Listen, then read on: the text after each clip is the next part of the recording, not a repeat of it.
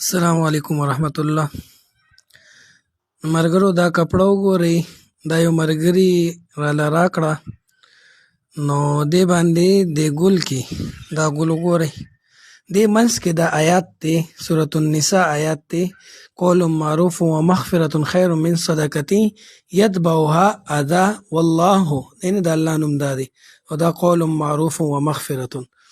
نو دا بازار ته دا کپړه راغلې ده او د زنانو کپړه ده، دا ګورئ لوی پیس دی. نو دا بازار ته دا کپړه راغلې ده او په دې منځ کې دغه آیات دا چې کوم دی لیکلی شوی دی، دا ګورئ هر ګل کې تقریبا دا آیات دی، دا ګورئ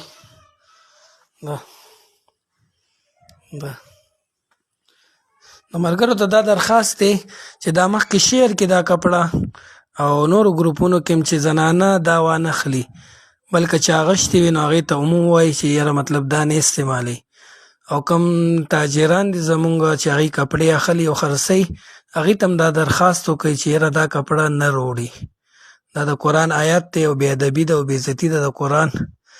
کافر راغلی دی او زمونږ د ایمانونو هغه امتحان دی، الله دې زمونږ حیا وساتي. ملګرو ته دا درخواست دی چې دا څونه مخکې شیر کولی شي هغه شیر کوي، که په فیسبوک باندې وي، وټساپ ګروپونه وي، چې خلک دغه کپړه وانخلي او دا بازار نه ختمه شي. جزاکم الله خیر.